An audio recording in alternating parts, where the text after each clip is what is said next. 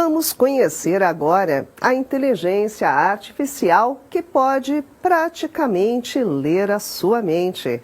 É com algo bem específico, é verdade, mas não deixa de ser impressionante. Vamos acompanhar juntos.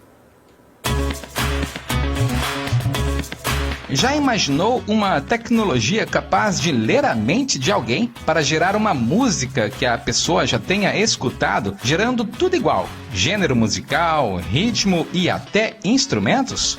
Pois esta é a novidade por trás do modelo de inteligência artificial chamado Brain2Music, descrito em um novo estudo realizado pela Universidade de Osaka, do Japão, em parceria com o Google. Esse modelo tem como base o uso de ressonância magnética funcional para ajudar os pesquisadores a compreender como o cérebro processa a música.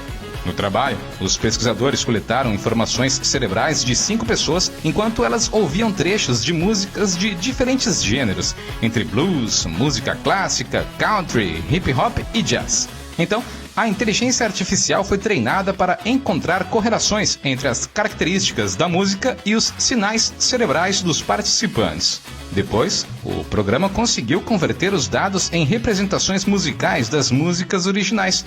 Os pesquisadores também usaram, ao longo do estudo, o Music.am, um modelo de inteligência artificial do Google que gera sons a partir de descrições de texto. De acordo com o estudo, as músicas geradas corresponderam muito com o que os participantes ouviram antes, desde gênero, instrumentos e classificação, se era uma música feliz, triste, raivosa e por aí vai. Os pesquisadores observaram que, enquanto ouviam as músicas, os participantes tiveram algumas regiões cerebrais específicas ativadas. Entre elas, o córtex auditivo primário, responsável pela interpretação dos sons, e o córtex pré-frontal lateral, importante no processo do significado das músicas. Um dos principais apontamentos do estudo está no potencial da inteligência artificial de gerar músicas que as pessoas apenas imaginaram, sem nunca terem ouvido elas realmente.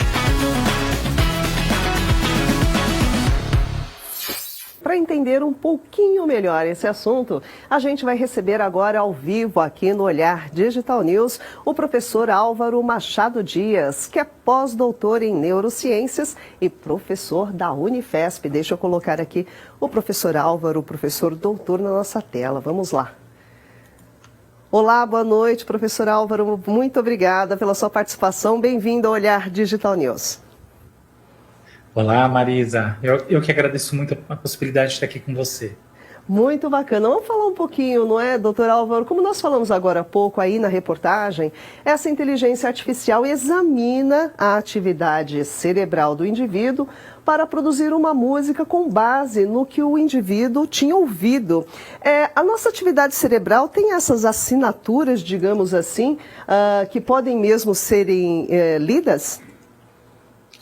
Tem, e na verdade o que é curioso é que esse estudo é mais um ligado ao tipo de inteligência artificial que está na base do ChatGPT e também do Stable Diffusion, Midjourney e outros desses algoritmos que constroem ou texto, como no primeiro caso, ou imagem, como nesses dois últimos exemplos que eu dei. Parece que não, mas tem tudo a ver com esse momento da tecnologia. Agora, como exatamente é feita essa leitura, né? Fica aqui assim uma curiosidade. Como é feito um estudo, por exemplo, como esse? É o seguinte, primeiro, algumas pessoas, no caso desse estudo específico foram 5, são submetidas a um exame de ressonância magnética funcional, que é, na máquina de ressonância, um tipo de registro que mede a perfusão sanguínea de uma área e outra e assim por diante, conforme uma atividade cognitiva é realizada. No caso, a atividade é escutar música.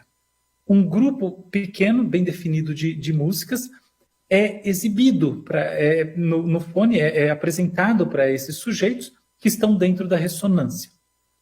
Um sujeito ouve muitas vezes as mesmas músicas, muitas. E com isso, muitos registros são feitos. Essas músicas não são simplesmente usadas puramente para estimular esses sujeitos.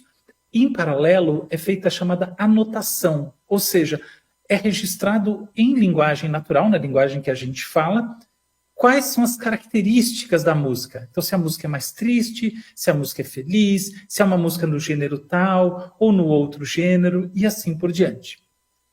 Em seguida, com essas características todas, o que é feito é que um algoritmo do tipo ChatGPT, um que foi construído especificamente para isso, é alimentado com as imagens do cérebro, os registros de ressonância, e também com esses textinhos que dão a referência da música a partir da descrição. Desta combinação nasce a capacidade do algoritmo, primeiramente, identificar que música a pessoa está escutando. Ou seja, a história não começa na capacidade de criar música, ela começa na capacidade de identificar, não com 100% de certeza, mas com uma boa dose de eficácia, que tipo de música a pessoa está escutando. A partir dessa habilidade é que é generalizada uma segunda capacidade, que é assim, tá bom, já que são essas as características que geram esse tipo de música para essa pessoa específica, e assim para uma segunda, uma terceira e lá vai, como que seria uma nova música triste, uma nova música feliz, uma nova música nesse gênero ou no outro? E é assim que é feito o estudo. Agora, o objetivo desse estudo foi compreender como o cérebro processa a música, por exemplo, e até mais. O que a ciência já sabe a respeito disso, professor Álvaro? O nosso gosto musical tem alguma participação direta com o nosso cérebro?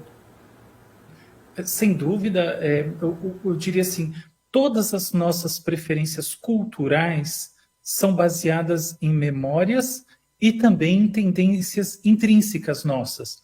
Então, por exemplo, pessoas que têm, assim, vamos assim, são mais agitadas, ou, por exemplo, num determinado momento da vida em que tem mais energia, vão preferir músicas mais agitadas, e assim por diante, tá? Então, você vê, música infantil, raramente, por mais que os adultos queiram expor as crianças à música clássica, a criança raramente vai escolher espontaneamente ouvir isso, ela vai escolher, sei lá, Piuí e Abacaxi, que tem uma coisa assim, né, festiva.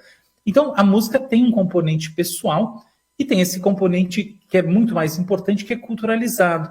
De ambas as formas, há um registro na memória de longo prazo e também, assim, eu acho que o que é muito importante há um uso da música para comunicação emocional. Então, a música comunica alguma coisa e ela também é usada pela gente, tanto para gerar socialmente uma atmosfera emocional específica, quanto para nós mesmos, quando estamos buscando complementarmente uma emoção, entrarmos em contato com ela. Então, de todas essas maneiras, o ponto central é o processamento cerebral, isso eu acho que é bastante claro, mas a gente não pode esquecer, esse processamento, apesar de a gente falar dele assim, ele vale para todo mundo, para cada pessoa é um pouco diferente. Tanto é assim que num estudo como o que foi feito lá pelo grupo japonês, não há transferência de conhecimento. Não é porque eu consigo decodificar como num cérebro a música triste, a música feliz, etc. e tal, funcionam, que eu posso dizer que no cérebro de outra pessoa vai funcionar exatamente igual. Agora, professor Álvaro, como que o senhor imagina esse estudo, até nessa leitura da mente, digamos assim, quais são os benefícios e as diferenças, né, que esse estudo pode fazer no futuro? Ou seja, qual é o limite para essa aplicação? Olha, assim, eu vou começar pelas questões sombrias, né, porque eu acho que elas sempre motivam mais as pessoas, né? Todo mundo gosta de falar disso. Gosta e também tem medo, vai. Olha só, os próprios autores são taxativos e eu concordo totalmente que há zero risco disso virar uma leitura cerebral distópica.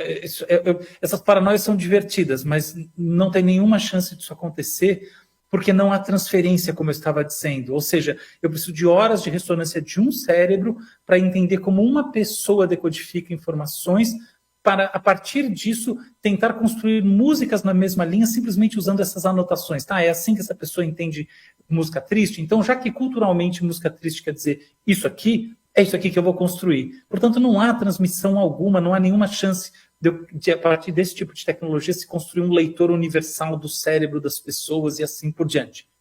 Do outro lado, eu acho que importa saber assim, tá bom, mas e o que a gente pode fazer em termos construtivos, em termos positivos com isso? Eu vejo duas coisas. A primeira está fora das neurociências. Olha só, Esse é mais um exemplo de aplicação de algoritmos generativos, algoritmos tipo ChatGPT. E ela é uma que é legal porque ela está falando diretamente daquilo que emerge da nossa subjetividade. Então, me interessa a ideia de que você pode aplicar uma tecnologia que, a princípio, ela só está baseada, sabe, em informações da internet, coisas que foram, assim, vamos assim, reservadas, né?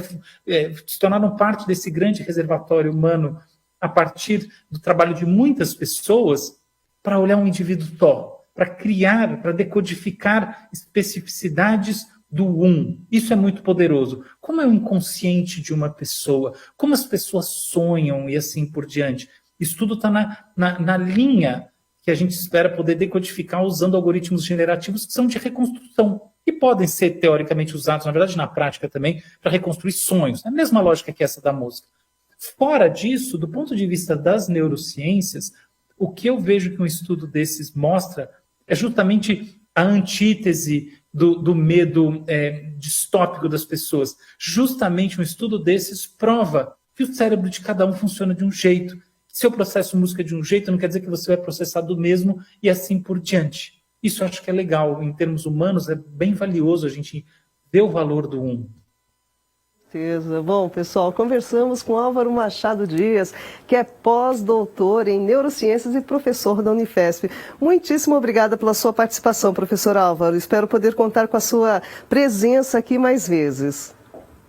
Claro, com o maior prazer. Essa não é a minha primeira, nem será a última. Obrigadão, Marisa, e todo mundo aí que nos viu e nos escutou. Até a próxima. Até a próxima. Boa noite. Interessantíssimo. Não, pessoal, muito bacana. Espero que vocês tenham gostado desse papo gostoso com o professor Álvaro sobre neurociências. Bem bacana.